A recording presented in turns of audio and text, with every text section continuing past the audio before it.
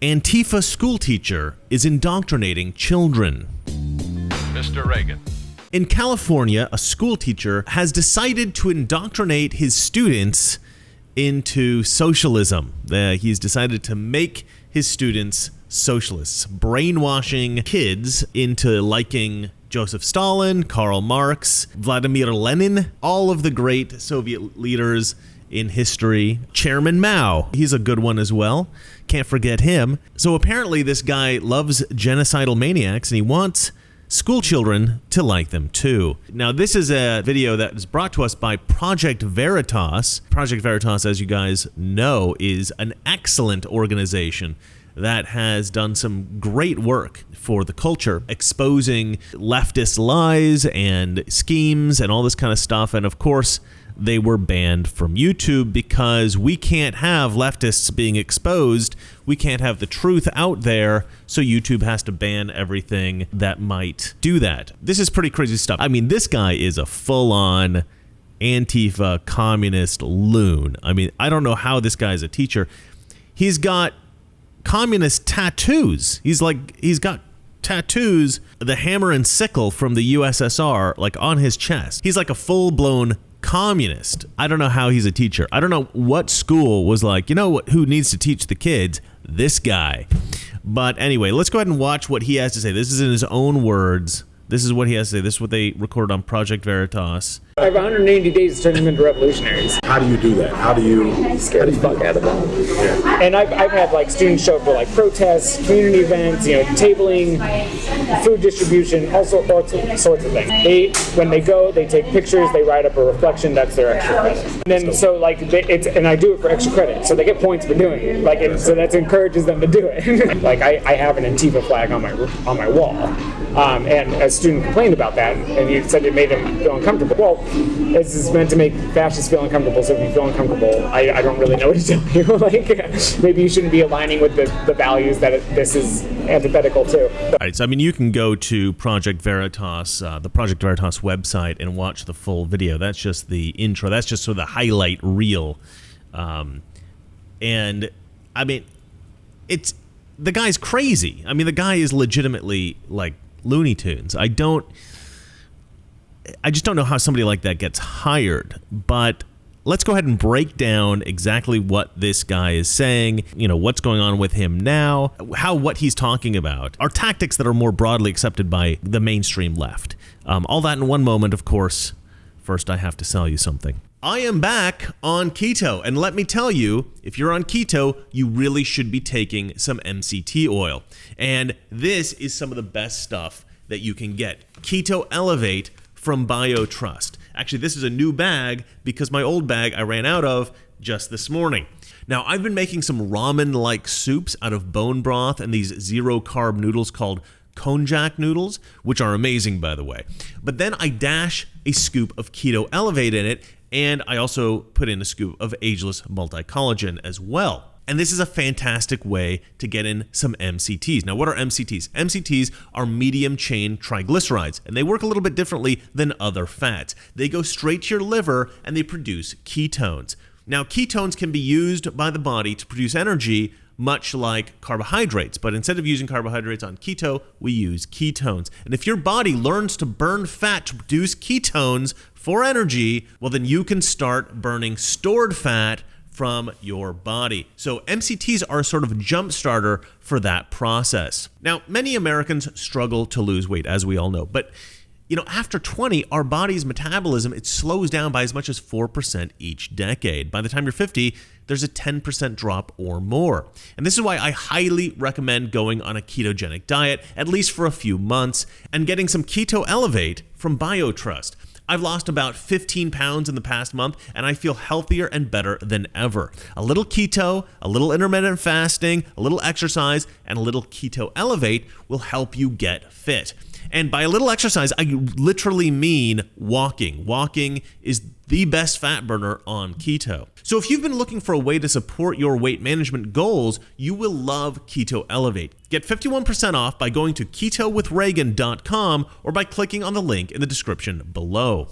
I've just shown you a video from Project Veritas where this guy is telling you, or well, telling the guys at Project Veritas anyway, in this undercover video, this is what I'm doing to these kids. I have 180 days to indoctrinate them, to radicalize them, to brainwash them into being communists. That's what his goal is. He's got pictures of Soviet leaders, of Chairman Mao, right? Okay, so people will say, oh, the LGBT flag is a good flag. That's not a bad flag. Even if you don't like the left, that's still good because it's pro-LGBT. No, it's not good. The pro-LGBT flag is not good. I'm sorry.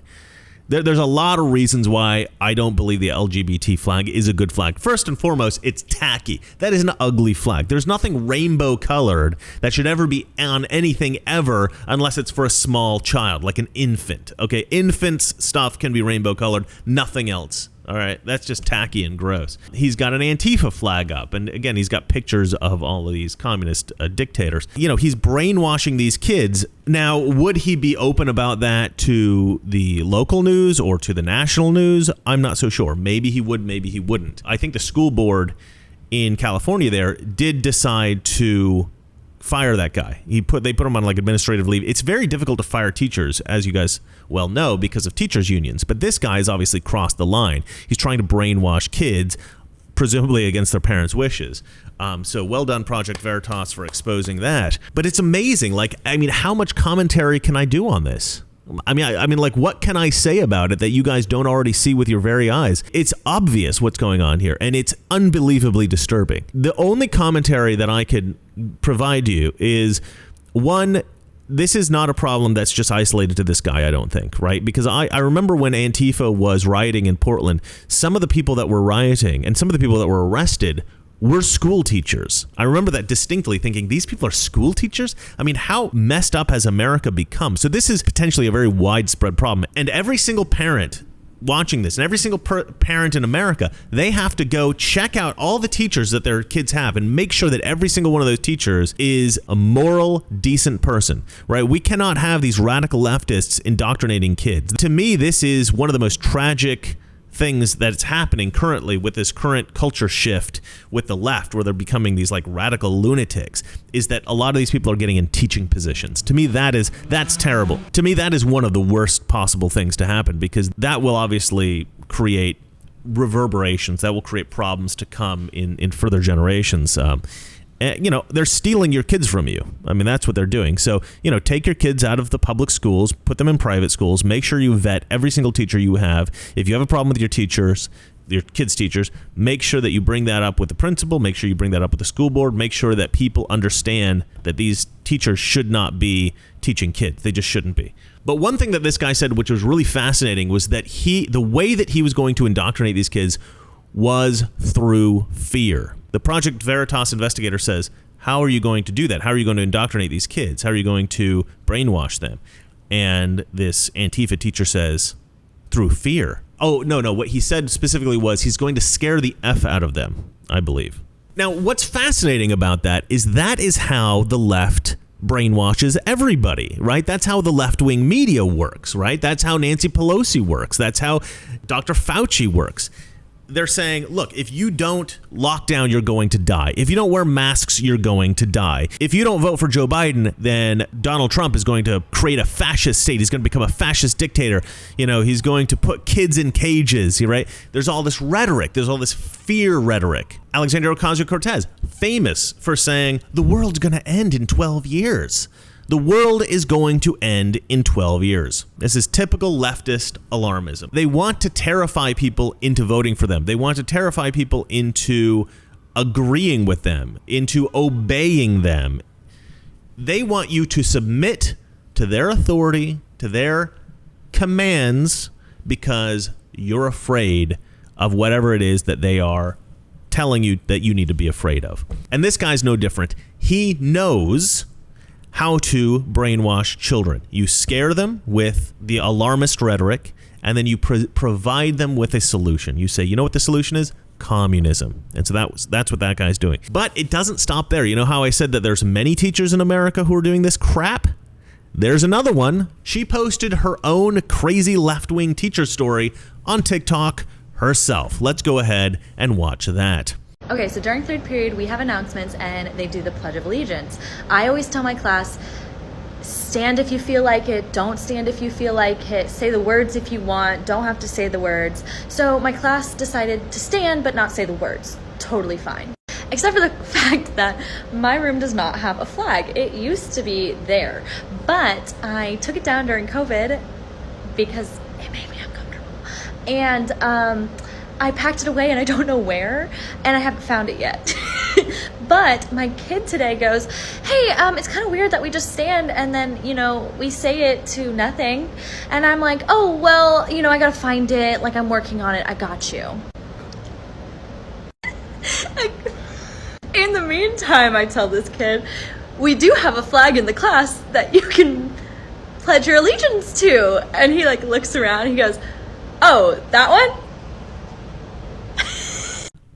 I mean, this woman thinks she is so funny. She's just giggling like a child. Like, oh, isn't this hilarious? Isn't this little trick that I pulled on kids so funny? Look, you can mess with kids very easily. They're very easily fooled into thinking something because kids don't know any better, right? And you've got a lot of authority over them, right? You're an adult. They trust you, especially if you're in a position of authority like a teacher. You've got a massive amount of trust from your kids. Kids are told by their parents to trust their teachers. So the parents as well are instilling a lot of trust in the teachers of these kids. And so for a teacher to violate that trust that the parents have in them, to me, that is not just unprofessional. That is unbelievably unethical. That's just about the worst thing that you can do, right? Being a teacher, people are like, oh, teachers are heroes. Teachers are heroes. No, they're not. Some teachers are heroes. Since recording this video, I've actually stumbled upon a number of TikToks and other videos from teachers who have essentially proved my point that this is a broader trend than just a few teachers here and there. So buckle up because these videos are pretty disgusting. I made a comment on one of Miss April's recent videos about PBIS, in which I stated that PBIS is white supremacy with the hug, and a lot of y'all wanted to know more about that, so here we go. So if PBIS concerns itself with positive behaviors, we have to ask ourselves, okay, well, what are those positive behaviors? And it's things like making sure that you're following directions and making sure that you're sitting quietly and you are in your seat and all these things that come from white culture. The idea of just sitting quiet and being told stuff and taking things in a passive stance is not a thing that's in with many cultures. So if we're positively enforcing these behaviors, we are by extension positively enforcing elements of white culture, which therefore keeps whiteness at the center, which is the definition of white supremacy. I was a camp counselor for 1 week and turned an entire cabin of 13-year-olds into leftists. Here's how. It started on day one when the kids of their own volition decided to have an election to see who would be president of the cabin. They had me track votes anonymously, and I may have broken the tie in favor of the obviously queer kid. Another kid who was weirdly obsessed with Russian history then asked if he could be Mikhail Gorbachev to the cabin, to which I said, I don't think so. You could be Karl Marx, though. He was thrilled. The kids then, somewhat clumsily, started discussing the merits of their communist government. It probably would have ended there, but on day two, the president told me that he had trouble sleeping the night before and asked me if I had anything to read. I had exactly one book with me, The ABCs of Socialism. This kid read the entire book in one night. The next day, another kid asked for it, and then another. By day 4, Karl Marx proposed that our cabin cheer be the communist cabin, where everyone is equal. And everyone agreed. I love my new school. My hair hasn't been a problem. And I taught a lesson last week where we read the first letter from the book Dear Martin. You know, the one where he realizes that he was arrested for no reason because he was black, because of the prejudice in the criminal justice system. And we discussed that. This lesson was developed by the English department and approved by the overseer of the English department. Imagine that, getting to talk about and discuss things relative to the students' lives, regardless of how some people might feel about it. Because the people who would be offended are the bad guys. It's just so refreshing for there to be some open-mindedness, to be able to teach something meaningful. And I said, and I need to just let you know, there are now concepts that it is illegal for me to teach you about, according to the state of Iowa. And then I took him to the part of the law that said, this law doesn't prohibit me from answering questions. I said, so if there's any question that you have about these defined concepts, you can ask them and then I can answer them. Like one of them straight up was a sticky note that says, is the United States systemically racist? And I was like, well, that would be a fascinating conversation that now we can have because you've asked. Nobody should want these people teaching their kids. Obviously this is a direction that the country's going. You have jobs that are traditionally held by Democrats, traditionally held by leftists. There are some jobs that are traditionally held by leftists, and teacher is one of those jobs, right? Most teachers are leftists. Most scientists are leftists. Most college professors are leftists, and most school teachers are leftists.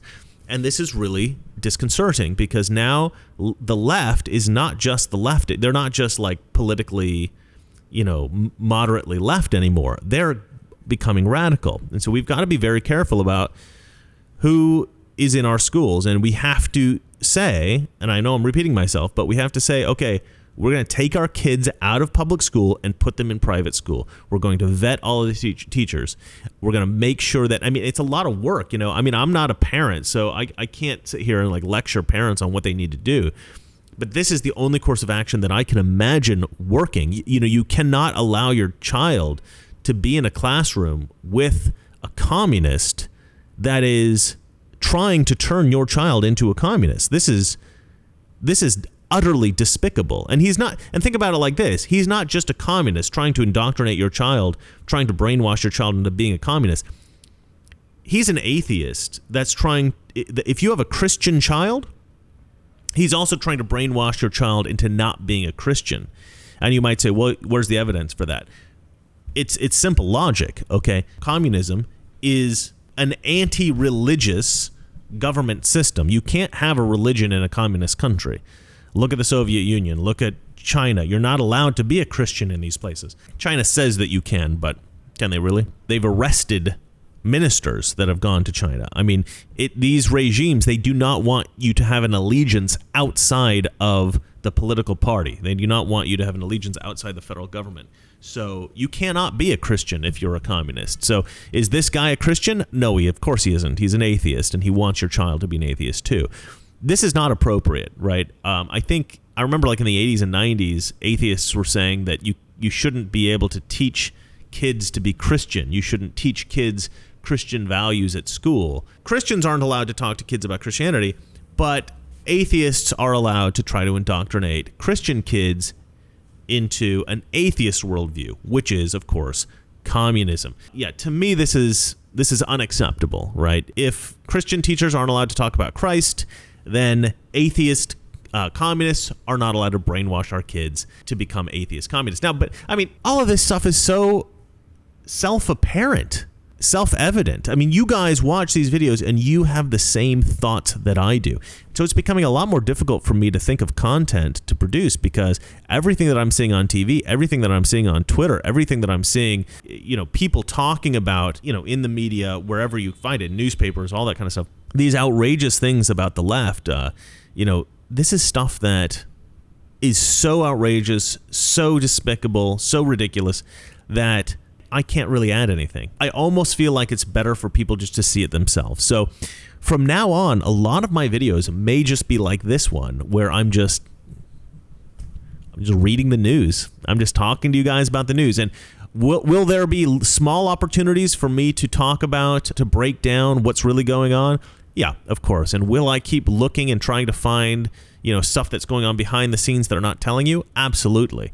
But I am a little bit dejected at the moment because everything is the evil is so obvious that I just feel like exposing intentions and motivations is difficult when intentions and motivations are already being exposed by the people who have them. So yeah, I don't know. The leftists themselves they're destroying themselves, and I can't destroy somebody who's destroying themselves. I just let them do it, right? So I don't know. Let me know what you guys think in the comment section about how to move forward with this. I'm enjoying watching other YouTubers at the moment. I've been catching up on what everybody else is doing, just kind of seeing what they're doing.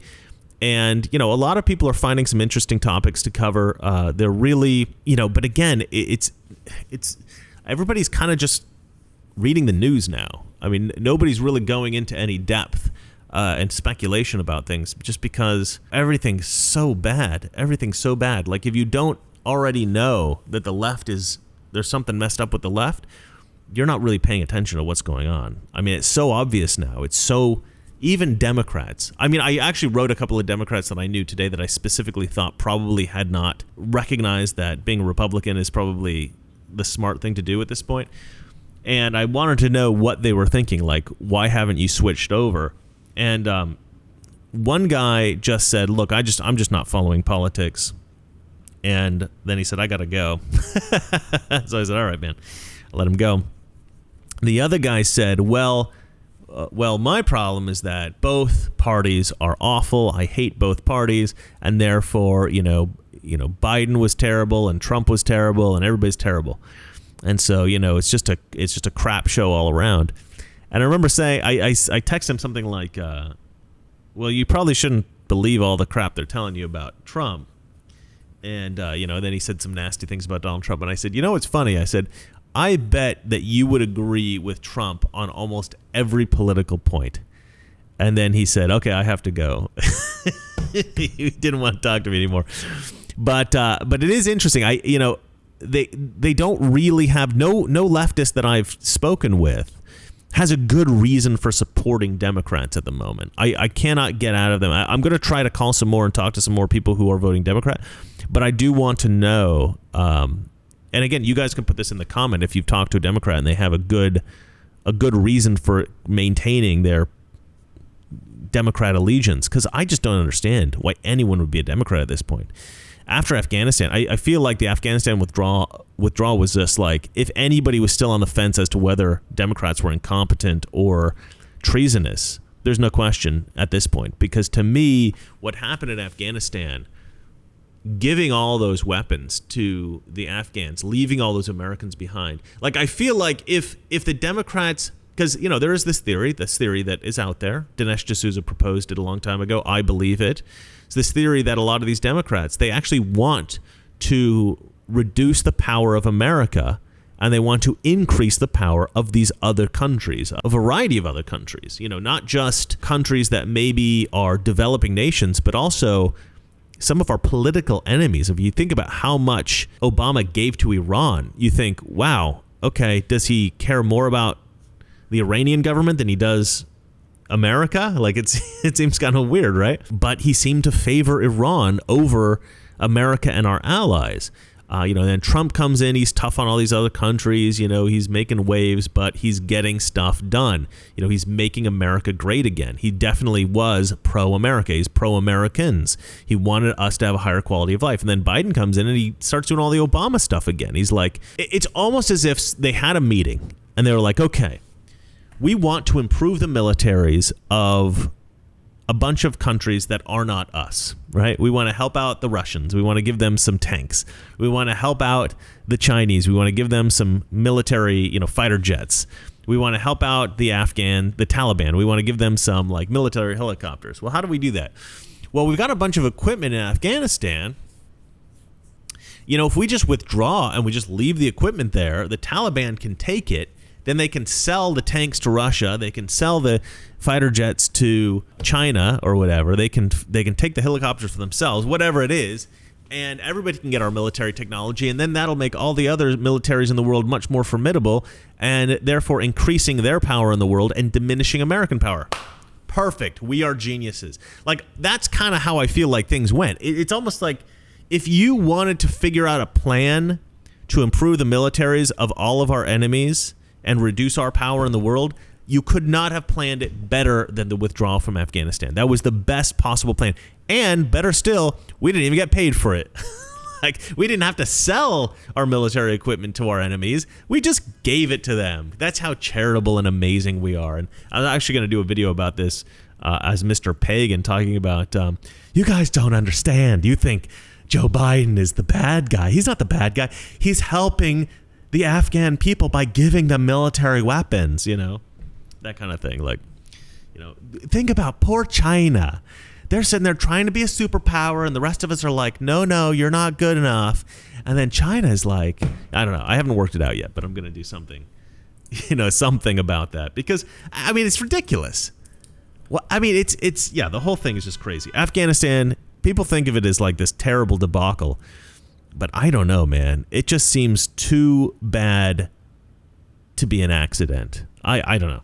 I don't know what they were thinking, but that's what it feels like. It feels like they met up and decided we're going to pull out all of our troops and leave all of our equipment there. We're going to pull out so fast that we will just pretend like, oh, we just forgot it or something. I mean, I don't even understand how that happens. Then they left so quickly. Oopsie doopsie, we left some Americans. Ho!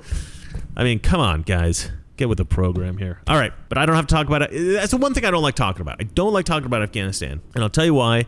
Because it's so bad and it's so disturbing. It's sort of like the rest of the stuff, like Antifa, and it's like COVID, and it's like the border, and it's like all the messed up stuff they're doing, critical race theory and all this kind of stuff. It's so bad that me talking about it will not help you. It's better for you guys just to look at that stuff for yourself, look at the raw data, look at the news, and say, okay, I can see that this is a disaster for myself. I don't need commentary. And so that's why I don't like talking about Afghanistan. I just feel like, I've covered it in some previous videos, especially with the former FBI agents. I wanted their take on it. But I have no interest in telling you what I think, because I think it's so obvious that this is a disaster. I don't need to talk. And for a video in which I talked about how little I need to talk, this sure ran pretty long, so I do apologize for that. I'll try to make the future videos a little bit shorter. My wife is laughing at me because she doesn't think this is possible. I know I haven't been posting for a while, but it is because I have been thinking about how to reformat my channel, considering that it's very difficult for me to expose the left now that they are already exposing themselves. That sounds more vulgar than it actually is, but I'm sure in many cases they're exposing themselves in that way as well. All right, ladies and gentlemen, that is it for me. I will see you again soon. And remember, it's not that our liberal friends are ignorant, it's just they know so much. That is not so. Good night. This is the specter our well-meaning liberal friends refuse to face, that their policy of accommodation is appeasement. If we continue to accommodate, continue to back and retreat, therein lies the road to war. You and I know and do not believe that life is so dear and peace so sweet as to be purchased at the price of chains and slavery.